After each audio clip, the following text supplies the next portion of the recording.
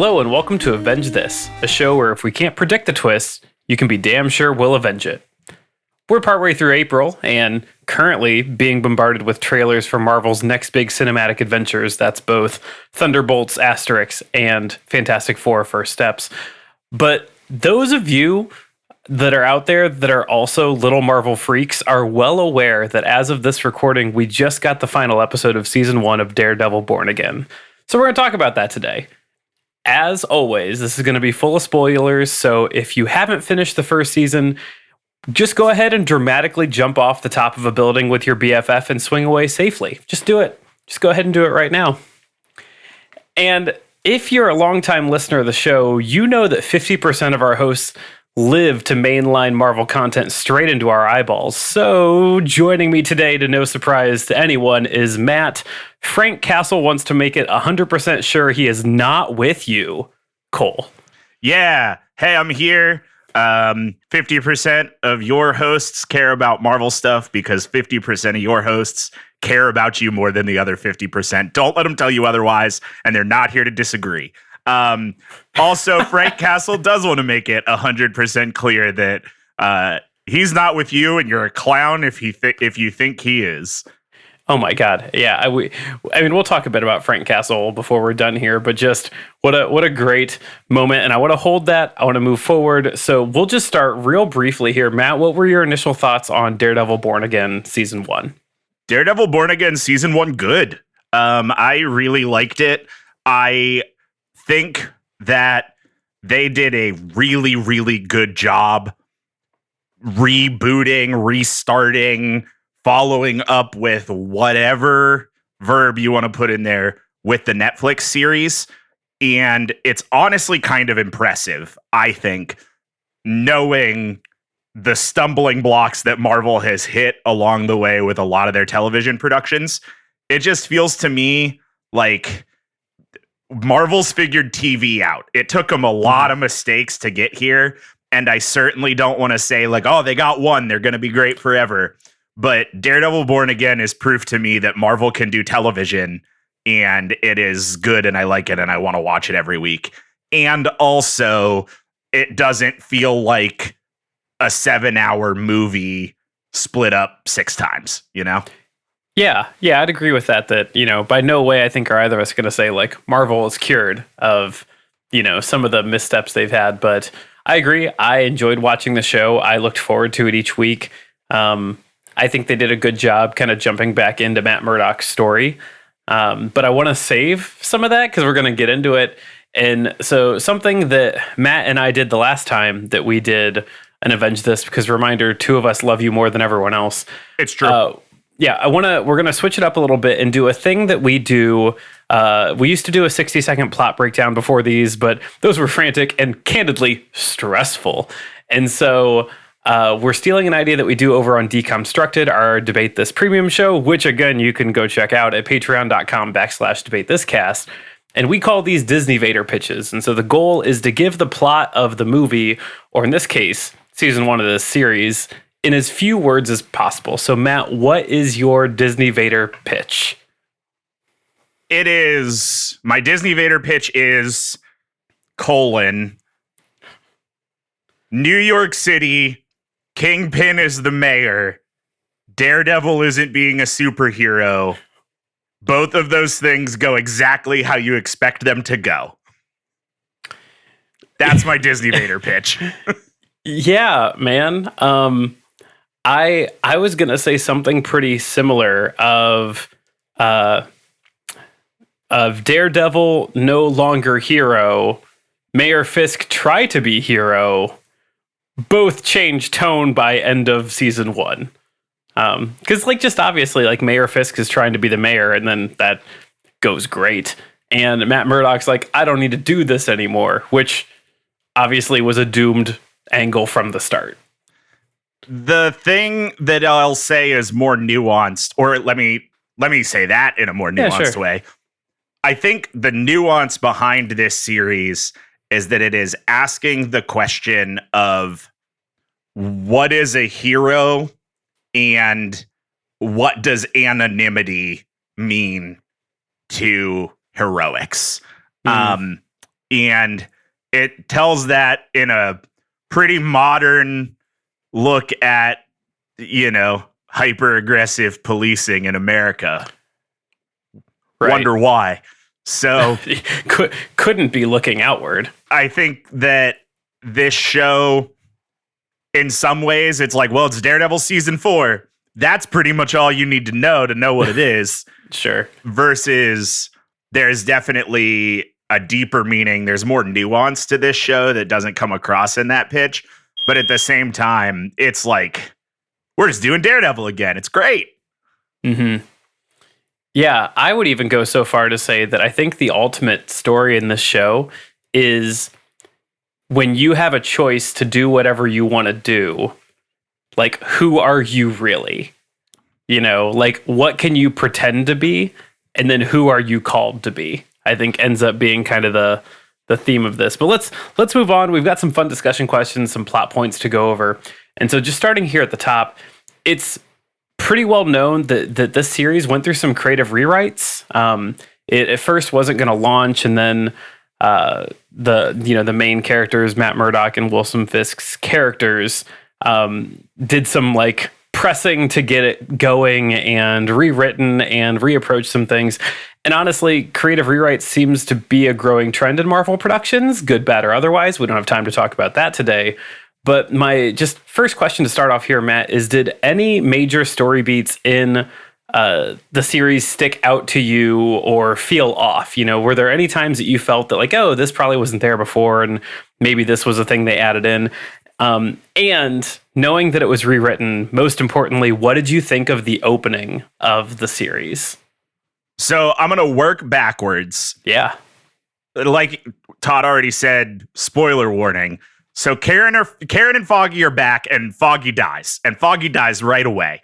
Yeah. And that felt jarring, but in comparison to so many of the other Marvel TV things where there are those like jarring rewrite pieces that feel like they're right in the middle, it kind of felt like the opening 6 minutes of a James Bond movie where it's like, oh, here's something vaguely related to the plot. Doesn't it look cool? It's like, yeah, I mean, awesome. Mm-hmm. We got a sick Daredevil fight and he threw Bullseye off a building and like, I'm into that. That's cool. And I don't know that I really needed Foggy Nelson and Karen to come back for that like one moment. But then the other times throughout the series where Karen Page is included, I think it feels really good. I think it feels a lot more natural. The piece to me that I felt like, excuse me to whoever is editing that stuck out the most is Vanessa. Like I felt like I could really see, oh, they did some rewrites. They decided they wanted this Vanessa back.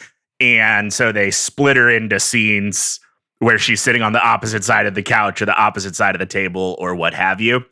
And that was a little weird. But as far as major plot points, not really. I thought Muse was a little lackluster and felt like there was probably a lot there that got cut, but it didn't feel to me like what they included stuck out like a sore thumb. Yeah, and we'll talk about, I've got some space here to talk about the villains, which I would include both Muse and Vanessa into. But I agree, Vanessa. Every single time I see the word or hear the word Vanessa, I had like a Pavlovian response. It's like Vanessa. It's a verbal stim. Is what it is. Yeah, I'd agree. I mean, knowing that they did some creative rewrites, they reapproached some things. The only thing, and nothing super stuck out that you didn't already hit, honestly, but the one thing I did read about was that the opening, as Matt said, spoiler, Foggy gets shot. That apparently the first cut of the series didn't show that. Like, I don't know if they hit that later or what the situation was, but the series initially was just supposed to start with like Matt standing on top of a building, traumatized and like crying. So I don't know how they were going to work backwards from that. If that was going to be maybe something shown at the end of the first episode. But I loved that they just kind of went straight into it. And also showing how broken Matt Murdock as Daredevil is when he's at the end of his rope, just yeeted Bullseye off the building. It was just like, here he is. I don't even fucking care. Get out of here. Yeah. I read that same thing that you did. I hate that. I'm pretty glad they didn't do that. Right. In my, 6 minutes of a James Bond movie opening metaphor, like, that's only cool because it looks cool. It tends to be one of the cooler looking parts of the movie. And so if you take out all the context, or even just take out the stairway fight with Bullseye from the first opening minutes of the show, it turns it into this weird, like, record scratch. Yep, that's me. Guess you're wondering how I got here. And that sucks. That's me. And also, let me introduce you to this old retired cop named Cherry that you're not going to give a shit about. Yeah, exactly. And I don't have any room in any of these notes to talk about Cherry because that feels like his storyline was cut from an initial cut of this series. So we'll go ahead and move on to, I think, the next question that I want to ask you is, knowing that this whole series, like, we got the first 3 seasons of Daredevil, we got, was it 2 seasons of Defenders? No, just 1 season of Defenders. Just 1 season of Defenders. We've seen Daredevil pop up in 2 other properties, Spider-Man No Way Home, and in She-Hulk. She-Hulk is the word. I've watched that clip a dozen times. Yeah. But this whole story was supposed to be like, what does Matt Murdock do with Daredevil when he doesn't want to be Daredevil anymore? He is reborn. So my question to you, Matt, is just on a high level, what did you think of Matt Murdock's story of returning to his old ways, kind of being drugged back into the game against his will? I really like it. I think that, okay, so Daredevil and Spider-Man in comic book history, pretty well intertwined. And I think in a lot of ways, the characters are pretty similar. And I think that this arc that Matt Murdock goes on is a really good example of the, Uncle Ben, Aunt May, with great power must also come great responsibility, played out through Matt Murdock, right? Where he is really fighting to let the system work and is seeing that not only is the system work, but that he is innately equipped to handle that situation, and that he goes through incredible turmoil to determine that, and comes back to this thing that he tries so hard, not to be or to distance himself from. I really like that arc. I think that is a modern telling of, like, edgy 90s Daredevil in a way that I kind of fuck with, Yeah. Like, sure, Seether and Amy Lee aren't in the background, but it's sort of that same vibe of, like, I can do this, but I don't want to do this. And I want the system to work, and I believe in the system and all this stuff, when you are just constantly pushed up against that every day. I think I liked that arc for Matt Murdock. Yeah, I think you hit it right there in the end. Even though we didn't get to hear "Wake Me Up Inside," he can't wake up. That we did get the system's broken, because the system fucking is broken, and Matt Murdock is so squarely put into his role as an attorney, like, sees how a public defender, no less, he sees how broken the system is and sees it every single day. And so I do really like the idea that he's like, I don't need to be Daredevil. I can do this other thing. And then finally was like, I can't let, if I have, again, that great responsibility, great power, great responsibility, I can do this. And it is my obligation that I have to do this, that I can't not do anything. And I mean, again, like, no one wants the hero that, like, oh, I want to go out there and do that. They want the hero that's like, no, like, if not me, who? Like, I have to go and do it. Yeah, absolutely. And a great personal sacrifice. Right. That, to me, is the hallmark of the Marvel street level hero, right? Because when you get to the, like, cosmic level or Avenger level threat, that if not me, who, or I can do something, so I should do something, that kind of goes away, or I think dissolves a little bit when it's like, well, this is a Norse god and a billionaire, and you know, it's different when it's just some fucking guy in Hell's Kitchen. And that need of like, no, we need people at the street level to do the right thing because they can. That's why street level heroes exist. That's why that level of Marvel exists. And I think that the arc that Matt Murdock goes on in this show is a really good justification of that. Yeah. Yeah, I like that. Well, we talked about the good guy, and we'll talk about maybe some of the other ones here, but I want to take a quick break before we come back and talk about the bad guys. So we'll be right back. Stay with us. Movies. And TV shows. So much content, so little time. Who could ever watch it all? Not us, so we're just guessing. On Happenstance. The Anti-Film Bro podcast, where two comedy gals, a.k.a. us, give our stance on what happens in a TV show or movie we haven't seen. We guess plots of the content that has shaped our world. From Flubber and The Godfather to Chinatown and Madam Web. And at the end, we reveal how our plot stacks up to the real thing. And ours is usually right. Or better. We've been called funnier than all of the other top comedy podcasts by some random guy in our YouTube comments. So check us out and see if he's right. Happenstance with Joe and Sam. New episodes out Tuesdays. All right, we're back. We talked a bit about what we thought about Matt Murdock's overarching story. Let's talk about the bad guys. We had a handful of them here. In no particular order, Muse, who is one of the most, like, I don't even know how to say it, like diabolical, like deranged bad guys we've seen. I'd also bundle in the cosplatriots of the NYPD that are running around. Cosplatriots? That's really good. Yeah, it's the internet said it before. Not about those guys, but guys like those guys. Thanks, internet. Of course, Mayor and Kingpin Wilson Fisk, but also Vanessa Fisk is certainly Vanessa is certainly like in that category as well. High level question here, Matt. How do you think Daredevil Born Again did with their various bad guys in season 1? I think that my answer is mostly good. I could have used a little bit more of any of them.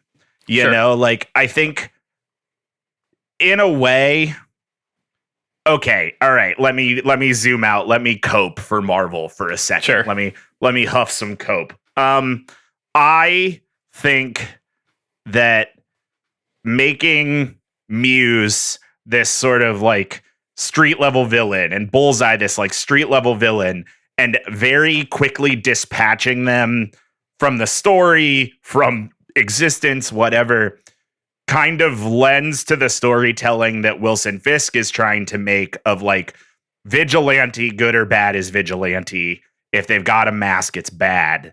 I also realized in this moment I didn't list Bullseye in this list because he did all his stuff in the first episode and didn't come back until the last episode, but please continue. Yeah, totally. Like, I think that there's something there.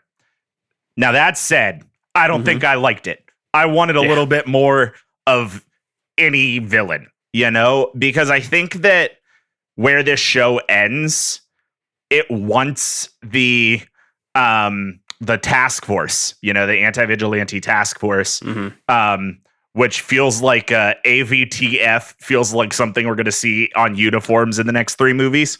Right. But I think that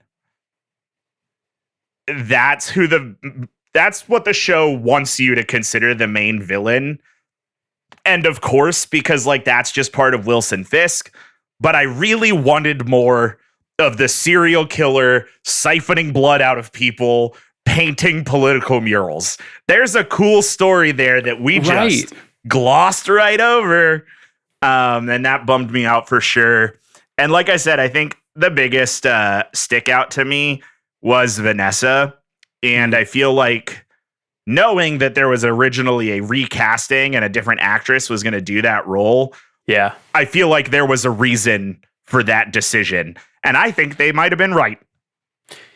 Yeah. Yeah, I share all the things you said. I think my only major concern here was, it was obvious that Bullseye played the plot role. Like, issue immediately, came back later. Who knows what that story arc's going to be in season 2? Same what you said about the AVTF. My biggest complaint was Muse. That, like, I thought this was going to be this overarching, like, thing over and over and over again. Matt only tussled with him like twice. And he was fucking shot by his girlfriend. And so, like, that was the end of it. And even then, the sudden reveal of him to Matt's, like, girlfriend therapist felt really jarring to me. That all of a sudden it was like, oh, you're here and you're Muse and you're going after her. Okay. Like, it felt like he played such specific story beats and they suddenly ended. And I didn't love that, but I also see how that was used as another, like, plot device to get Mayor Fisk to who and where he is. What I will say is, all those things aside, and again, everything you said I agree with, I do think they did a really, really good job walking Wilson Fisk from running to mayor, becoming the mayor, and then realizing that he will be using just brunt kingpin force to be the mayor. Like, that is one thing you can nitpick different things on this, but I will defend that really well, that they did a super good job with Wilson Fisk as a character. Like, it didn't feel jarring that he ripped a man's skull in half in the last episode in front of people, and knowing that he was elected mayor like a month earlier. Like, it all just felt really, really logical, step-by-step guided. And typically Marvel doesn't always do a great job with their villains. And it's just really obvious that they're taking care of Wilson Fisk, that they're going to make sure that, like, him being the mayor is a thing that works and makes sense and isn't banana sandwiches, because it super should be. Yeah. I think that, like every Marvel show, a lot ended up on the cutting room floor. Yep. And I feel like Muse's storyline has to tie in more with, like, BB Urick and this whole idea of, like, using the media and political communication and the opinions of the public, because it felt like there was a lot of subtext there that just didn't really ever get explored. Yeah. And like I said at the beginning, I thought the show was really good. I liked what they did. So I don't necessarily want to say, like, oh, I think this show would be better if we saw what was on the cutting room floor, like Falcon and the Winter Soldier, cough, cough. Right. And I totally agree with you. I think they are really nailing Wilson Fisk. I think that this show does a good job of, like, not undoing by any means what Echo did for the character, but moving Wilson Fisk kind of back across the line to bad guy in a way that is him exploring the idea of, like, no matter what I do, this is who I am. And I think that is cool and interesting, and I'm not at all complaining about that. They really showed Wilson Fisk as a lawful evil character, and not lawful evil in that he follows the law, but that he's got a set of tenets that he will follow. And for him, he loves his city, and he also has his own thing. And he's like, I will protect this city. And by protect this city, I mean, I will kill anyone that I have to kill to make sure that it is protected by things that I control. I will control the city, therefore protect this city. And I think, like, again, like, there's a through line. He didn't make wild heel turns of a character. It was all, like, very methodical, and you could see how everything fit into each other. And again, like, kudos to Marvel for doing that. Like, keep giving me that Wilson Fisk. Like, that's great. Absolutely. We can't talk about the bad baddies without talking about the good baddies. And by baddies, I mean the way the kids are saying it. I think this transition is good. Specifically, I'm talking about Karen Page and Frank Castle, a.k.a. the Punisher, the good baddies. Get it? You do. Matt, what was your thought on their storylines and them in this series in general? I never know what they want to do with Karen Page. And I think that's cool in some ways. Yeah. It makes her more interesting, and it also makes it feel okay when she like shows up for 20 minutes, has these incredibly deep emotional moments, and then is gone again for a year. Like, yeah, real quick with that, I just, to jump in for a hot second, yes, I don't want Karen Page as just Matt's girlfriend. Like, they definitely did this, a will they, won't they, they're not together, they still have feelings and it's complex, but her sole existence was not, I'm Matt's love interest. It was, I'm Matt's friend. That friendship is busted to hell. I don't know what to even do with you anymore as my friend. I just need to get away from you. Okay, I care about you. I'm back. But holy shit, this is fucked. yeah. And honestly, season 2 of The Punisher did a really similar thing with Karen Page, where it was like, oh, she's Frank Castle's reason to do the right thing or to be a good guy. And it's kind of lame, you know? Sure. Like, that's, I think that we can make women more complex than that in our media, dare it to say. And I think that in this show, Karen, to me, felt fine. Also, didn't feel super necessary and felt like, yeah, maybe she was stitched in afterwards. Frank Castle, I liked a lot. I thought Frank Castle was really cool, and I'm excited to see where we go with Frank Castle in the next season, because I think he had an abbreviated arc, right? It's not his show. He's in way less episodes, but we saw the ground laid for Frank Castle to basically see repercussions for his actions in a way that he's not okay with, right? Like, there's so many repercussions for his actions that Frank Castle accepts and desires. That's what makes him the Punisher. And so seeing him contend with, I've created this breed of clowns that idolizes me for all the wrong reasons, I think is a really interesting place to take that character. And I liked the way that they set that up. Yeah, and it's definitely worth noting that he's getting his own like Werewolf by Night standalone special, which will be really interesting. Like, I want to know what demons Frank Castle is dealing with, because that's cool. And I also just really like that he is the foil to Matt Murdock's Daredevil, that like Daredevil doesn't want to kill anyone. He just wants justice.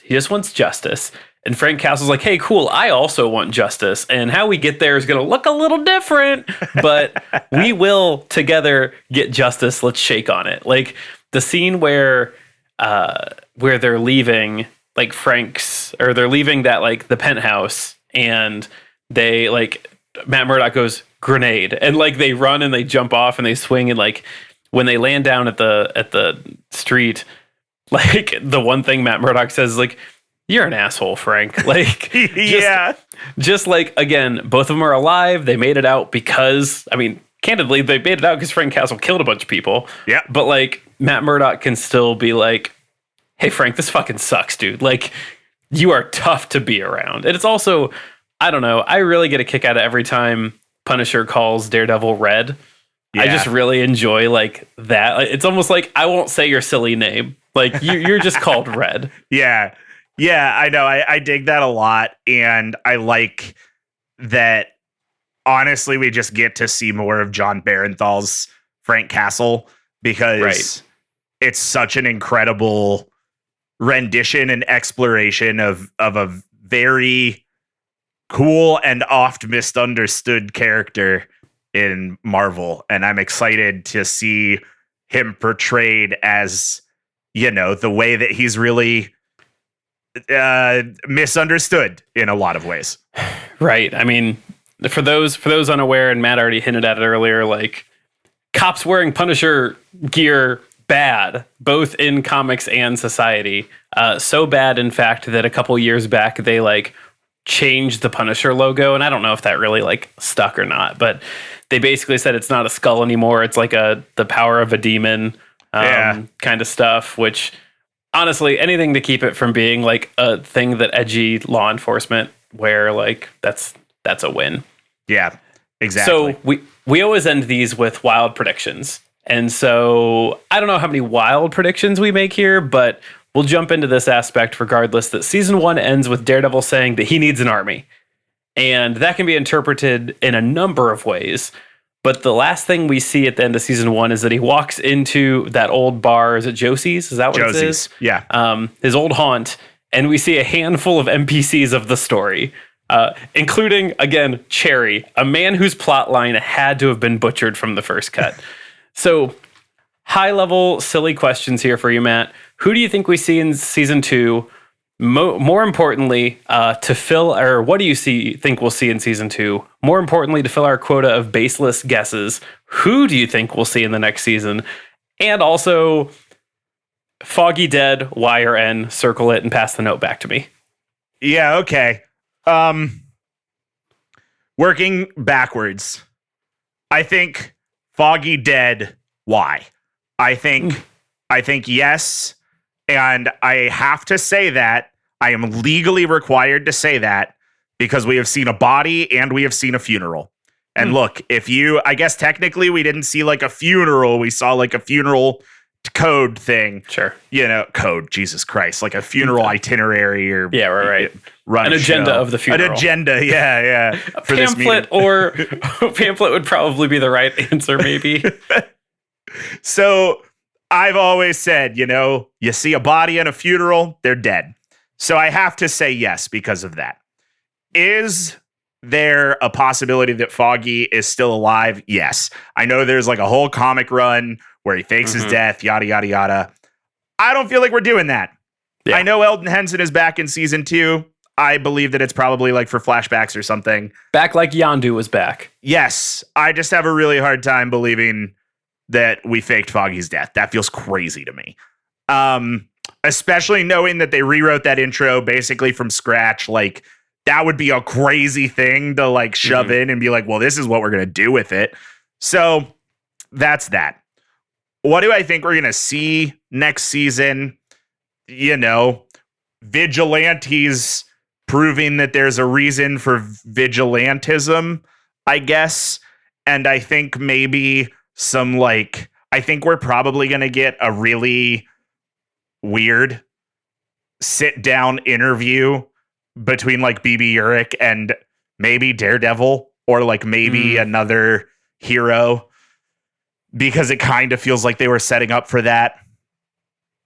And who are we going to see? I'm going to have a really hard time believing it's not A, Kamala Khan. We saw her dad. Yeah. B, the rest of the Defenders feel like a given at this point. Yep. I hope we don't see Danny Rand. And I think everybody who's a fan of Marvel Netflix can say with their whole chest, Marvel, we can all forget. We don't have to do this. And I hope that that's the opinion that Marvel has, because I would absolutely love Luke Cage back. I would be stoked on Jessica Jones to come back. Hell, give me Colleen Wing as the new Iron Fist. Yeah. I do not need Danny Rand. Please do not give me Danny Rand. I do not want him, Danny Rand. So I think those are my big guesses. Let me Hail Mary call one. I would say it would be Spider-Man. Sure. There's a lot to happen between now and then, so that feels like a bold assertion.